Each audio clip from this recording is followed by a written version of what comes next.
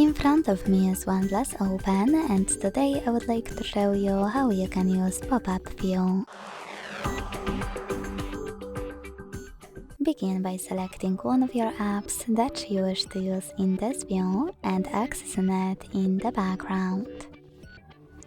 Then click on those three dots at the top right corner and tap on Floating Window. Now click on this tiny one. As you can see, I can use my app in pop-up view thanks to this mode. If you want to move your window around, hold this line at the top and drag it. To scale it, hold one of its corners and drag it as well. If you want to turn it into a bubble, click on Home button and swipe your tiny window to the side. Then access it by tapping on this line and then clicking on Tiny Window.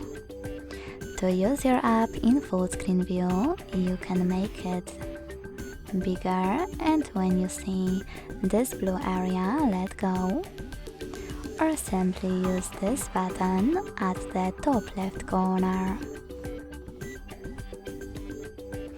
Lastly, if you wish to close it completely, you can click on this X at the top right corner, or simply swipe your window in the background.